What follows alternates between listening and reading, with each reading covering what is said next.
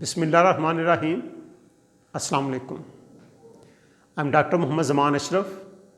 I welcome you all in molecular spectroscopy. Organic compounds, अगर आप इनकी हिस्ट्री की बात करें, नेचुरल प्रोडक्ट्स जो प्लांट से हम आइसोलेट करते हैं, then the important task is determination of their structure. Molecular spectroscopy, it is helpful in structure elucidation of organic compounds.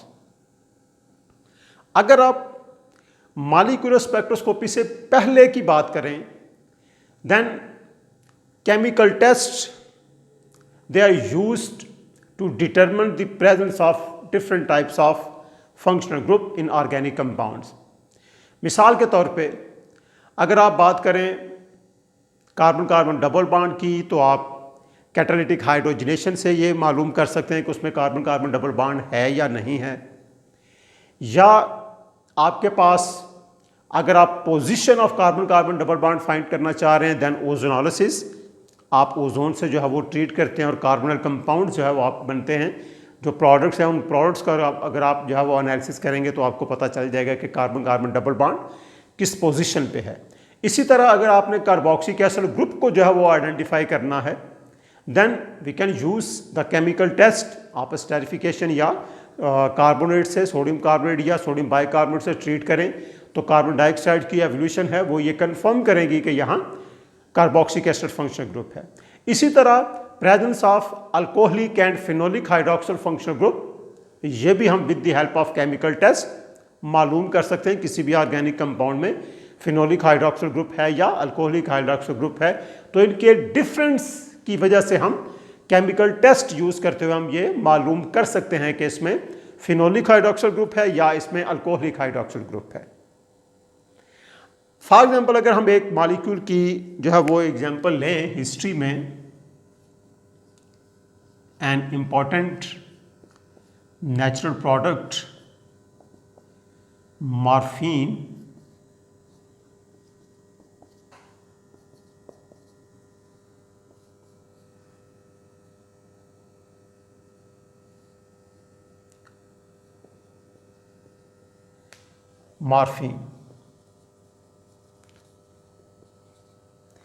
Morphine, it is isolated from opium poppy plant in 1804. So first time is isolated from opium poppy plant. Its structure, this is isolation of morphine. And chemical structure of morphine, ये isolate करने वाला एक और scientist था, sir Turner, और इसका जो structure determine किया वो रूबिन्सन ने। ये इसका स्ट्रक्चर जो है वो स्ट्रक्चर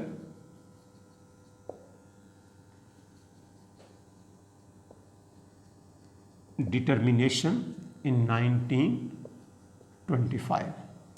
तो आप देख सकते हैं किस तरह जो है वो इन मॉलिक्यूल, ये जो नेचुरल प्रोडक्ट्स हैं, ये मैंने एक एग्जांपल दी है। इसी तरह आप जो है वो एक वेल नोन नेचुरल प्रोडक्ट क्यूनीन जो कि एंटी मलेरियल है, उसकी भी स्ट्रक्चर इल्यूसिडेशन के लिए इसी तरह जो है वो एक लंबा पीरियड जो है वो दरकार था। क्यों? क्योंकि आप सबसे पहले डिग्रेडेशन करते हैं, केमिकल टेस्ट करते हैं, और फिर जो है वो साइंटिस्ट एक स्ट्रक्चर प्रपोज करते हैं कि जी ये इस कंपाउंड का स्ट्रक्चर हो सकता है। फिर उस स्ट्रक्चर को प्रूव करने के लिए आप जो है वो उसके डेरिवेटिव्स बनाते हैं या आप जो है वो उसकी टोटल सिंथेसिस करते हैं, केमिस्ट उसकी टोटल सिंथेसिस करते हैं, और फिर जो है वो उन दोनों की प्रॉपर्टीज कंपेयर की जाती हैं। Then it is prove that कि ये जो कंपाउंड आपने आइसोलेट किया है और जो आपने इसका स्ट्रक्चर एस्टेब्लिश किया है ये वही है। But this is old time and it's very tedious job to determine the structure of these natural product or newly discovered molecule with the help of these classical techniques. आज के दिनों में the instrumentation techniques or instrumentation methods, they actually largely replaced these classical methods, and the instrumentation methods, these are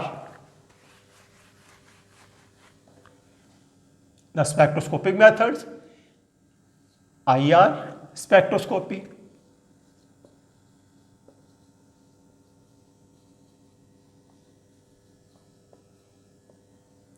and then we have UV visible spectroscopy. We have nuclear magnetic resonance spectroscopy, and we have mass spectrometry. With the help of infrared spectroscopy, we can determine the presence of key functional groups in organic compounds. So it means कि अगर आपने किसी भी organic compound में आप functional groups को identify करना चाह रहे हैं, then we can use infrared spectroscopy to determine the presence of a particular or specific type of functional group in organic molecules. And then we have UV visible spectroscopy. So ultraviolet visible spectroscopy, it is used to determine the electronic states. It is especially in conjugated molecules. So it means presence of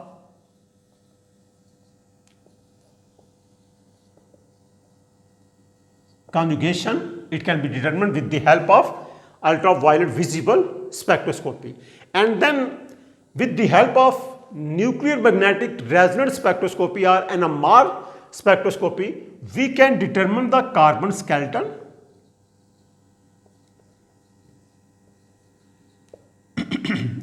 we can determine the carbon skeleton and the environment of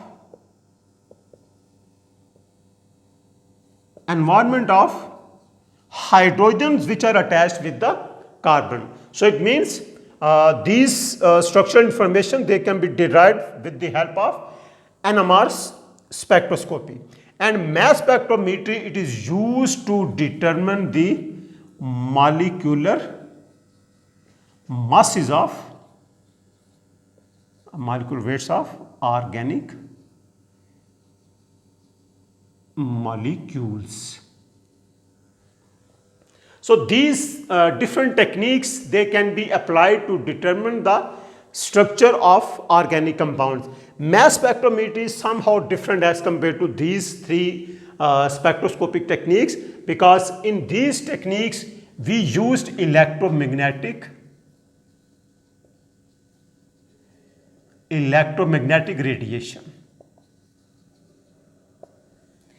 And with the help of electromagnetic radiation, these spectrophotometers, they determine the absorption of these radiation by organic molecules or by our samples. So it means these electromagnetic radiations, these photons, they strike on organic compounds, and then the spectrophotometer, they measure the absorption of these electromagnetic radiation or particular type of electromagnetic radiation. And mass spectrometry, we used fast moving electrons. They are high energy electrons. So high energy electrons, when they strike on molecules, they ionize the molecule, which results, for example, we have a molecule and we strike these high energy electrons to this molecule. Result is removal of one electron and we get this cation radical. And this cation radical is called molecular ion. Mass of this molecular ion is exactly the same as this molecule, because just एक electron यहाँ से आपने remove किया है, protons remove आपने नहीं किया, इसलिए जो है वो मास जितना भी है आपके पास वो it is the combination of protons and neutrons in the nucleus. So it means all these techniques, they are helpful in structure elucidation of organic compounds.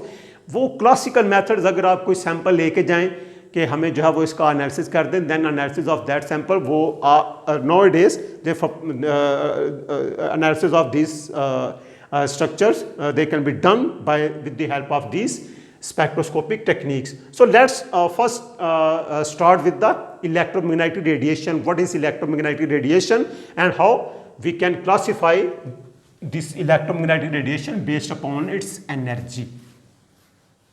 Electromagnetic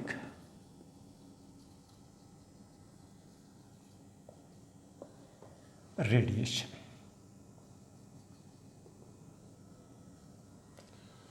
Max Planck, he proposed that energy of electromagnetic radiation is directly proportional to its frequency. E is equal to h nu. So this is energy, it's Planck's constant.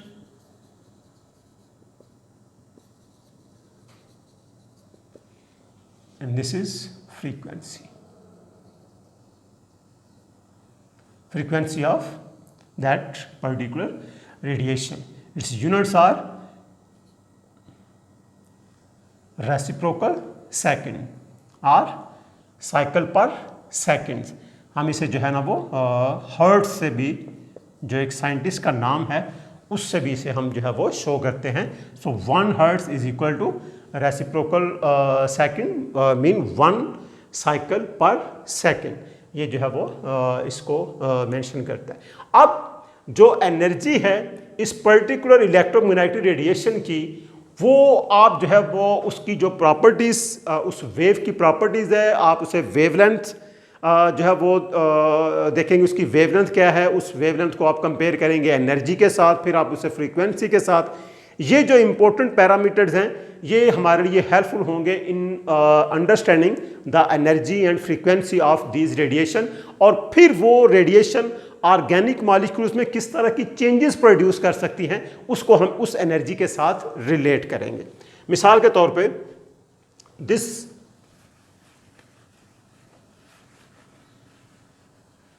Electromagnetic radiation, it has properties of waves and particles. अब वो जो particle है, अगर आपके पास फर्ज करें ये कोई इलेक्ट्रोमैग्नेटिक रेडिएशन है, तो जो पार्टिकल नेचर है उसे हम कहते हैं photon. It means energy of photon is vast. आप कह सकते हैं कि उसकी एनर्जी जो है वो डिपेंड करती है कि किस सोर्स से आपने फोटॉन जो है वो रिलीज किए हैं या इमिट किए हैं. इट मीन्स अगर आप जो है वो इन्हीं फोटॉन्स की जो एनर्जीज हैं उसको अगर आप जो है वो ड्रा करें तो आपके पास इलेक्ट्रोमैग्नेटिक स्पेक्ट्रम आ जाएगा. मिसाल के तौर पे आप इसे, we have here electromagnetic spectrum. So here we have gamma rays.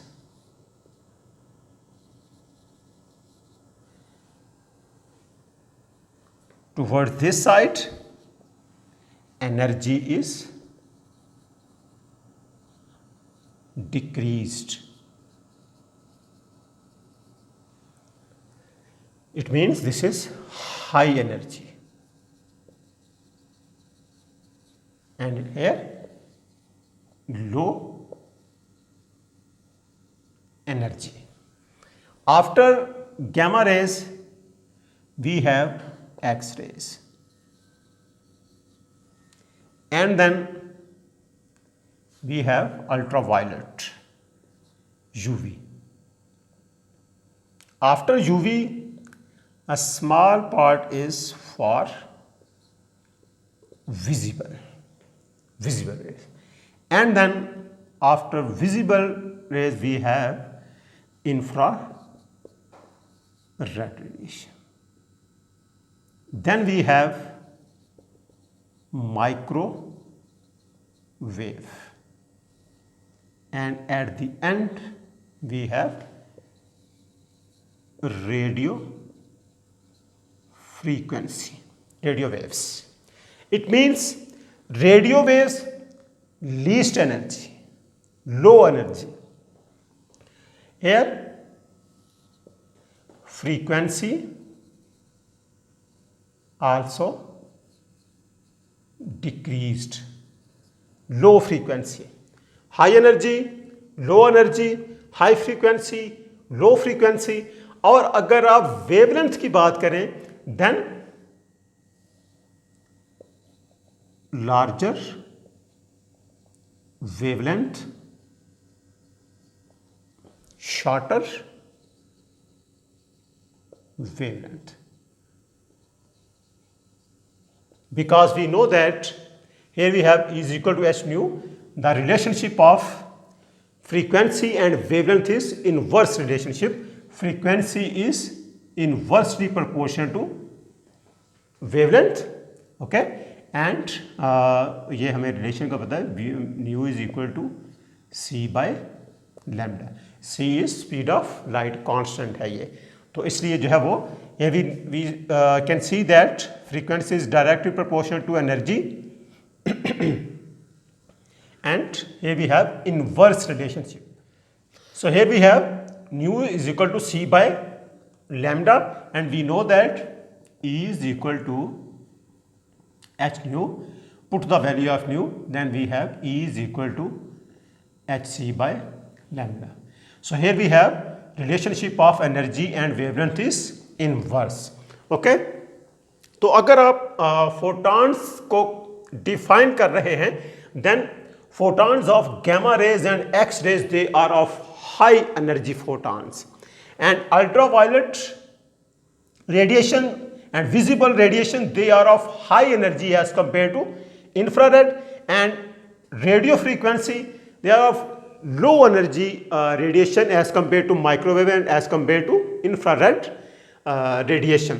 अगर ये जो है वो आपने on the basis of their frequency and energy and wavelength आपने इसको जो है वो क्लासीफाई कर लिया है, then what kind of changes are produced, ये डिपेंड करता है कि किस तरह की आप एनर्जी जो है वो यूज कर रहे हैं। अब ये जो आपके पास पार्ट है, this is visible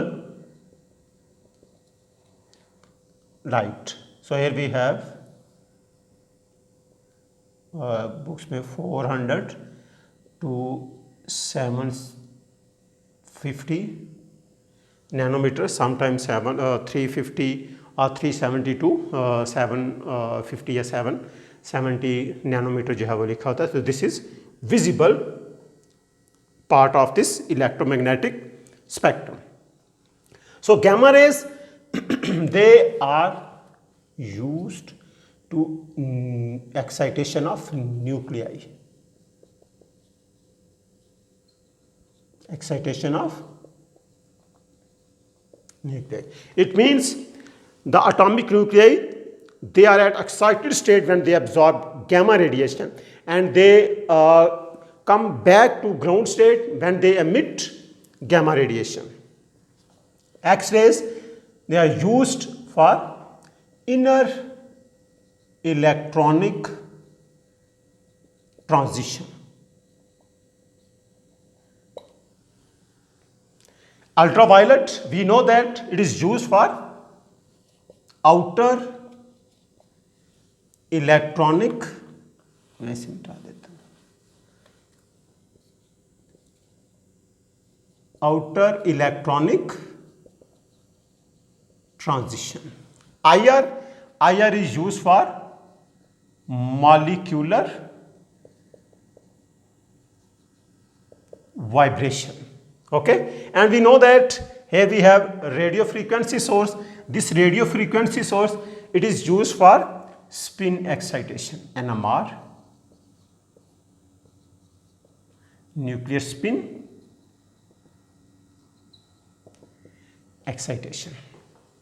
It means अगर आप अल्ट्रावायलेट को और इंफ्रारेड को कंपेयर करें तो अल्ट्रावायलेट रेडिएशन ये इलेक्ट्रॉनिक की ट्रांजिशन को जो है वो अगर एब्जॉर्प्शन होती है तो इलेक्ट्रॉनिक ट्रांजिशन हो रही होंगी after absorption of ultraviolet radiation. Mean electrons from ground state they are transfer to excited state, जबकि इंफ्रारेड रेडिएशन में वो जो बॉन्ड्स हैं, इलेक्ट्रॉन्स ने जो बॉन्ड्स बनाए हैं, जस्ट दे वाइब्रेट। तो based upon the presence of different energy of these photons, जो मॉलिक्यूल में चेंज आ रही है वो भी डिफरेंट है, ठीक है। सो इट मीन्स के रेडियो फ्रीक्वेंसी में सिर्फ न्यूक्लियर स्पिन स्टेट्स एक्साइट हो रही हैं क्योंकि वो लीस्ट उनकी एनर्जी सबसे कम है, और यहाँ अल्ट्रावायलेट रेडिएशन की एनर्जी इनसे रेडियो फ्रीक्वेंसी और IR से ज़्यादा है। तो यहाँ जो है वो इलेक्ट्रॉन्स की ट्रांजिशन जो है वो हो रही होंगी from ground state to excited state. अभी हम जो है वो डिस्कस करते हैं कि किस तरह जो है ये एब्जॉर्प्शन होती है और what are the principle of molecular spectroscopy.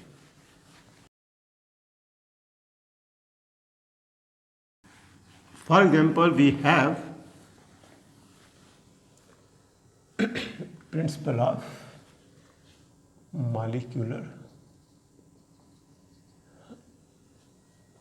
spectroscopy.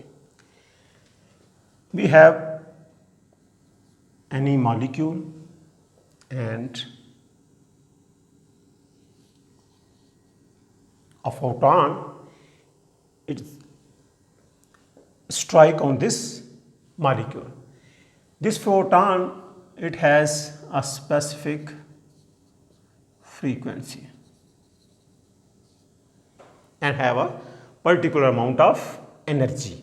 आपके पास एक स्टेट है E1, एक स्टेट है E2, energy states. These are two energy states, E1 and E2. So this is ground state, low energy. It is high energy, ground state.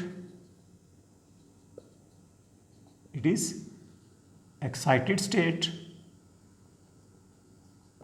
Mostly organic compounds or molecules वो ground state या low energy state में जहाँ रहते हैं because it is most stable state. और ये जो आपके पास है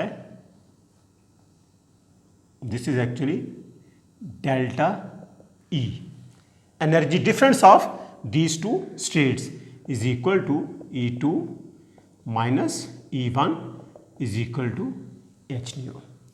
तो अगर एक खास फ्रीक्वेंसी इस मॉलिक्यूल को स्ट्राइक कर रही है और उस फ्रीक्वेंसी की जो एनर्जी है वो इन दो स्टेट्स के डिफरेंस के बिल्कुल बराबर है, then that photon is absorbed by this molecule. इसका मतलब ये है किसी भी मॉलिक्यूल में आप एक रेंज ऑफ फ्रीक्वेंसी स्ट्राइक कर रहे हैं उस मॉलिक्यूल पे, तो सिर्फ वही फ्रीक्वेंसीज एब्जॉर्ब होंगी जो इन दो एनर्जी स्टेट्स के डिफरेंस के बिल्कुल बराबर होंगी. अगर किसी फोटॉन की एनर्जी इस डिफरेंस से कम है या इस डिफरेंस से ज़्यादा है, then absorption of that photon by this molecule वो कभी भी पॉसिबल नहीं होगी. और यही स्पेक्ट्रोफोटोमीटर करते हैं कि जब आप ये सारी फ्रीक्वेंसीज इस मॉलिक्यूल पे स्ट्राइक करेंगे तो जो फ्रीक्वेंसीज यहाँ एब्जॉर्ब होंगी वो एब्जॉर्ब फ्रीक्वेंसीज जो है वो स्टैंडर्ड के साथ जब कंपेयर की जाएंगी तो स्पेक्ट्रोफोटोमीटर उसे जो है वो मेजर कर लेंगे कि this molecule it absorb this frequency and this frequency. For example अब ये जो एनर्जी स्टेट्स हैं, these energy states they may be spin states. In case of NMR, they may be vibrational states. In case of IR, they may be electronic states. In case of UV visible, IR, and here we have NMR. So absorption of radiation between these two states are by this molecule only possible when energy of that photon it is exactly equal to the difference of these two energy states. और फिर आप in the form of spectrum हमारे पास वो information आएंगी, then we can determine the presence of unsaturation or conjugation in molecules or presence of different functional groups in that molecule, or the carbon skeleton and environment of hydrogen. It can be determined with the help of NMR. So this is a brief introduction of molecular spectroscopy and its basic principle, and I have discussed the electromagnetic radiation and electromagnetic spectrum and energies of different radiations, and then how this electromagnetic radiation is absorbed when it strikes on organic molecules. In my upcoming lecture, in this series of lectures, I will discuss all these spectroscopic techniques in details, and their instrumentation, basic principle, and application of these techniques in structure elucidation. I will discuss in details all these techniques by giving suitable examples. Thank you very much.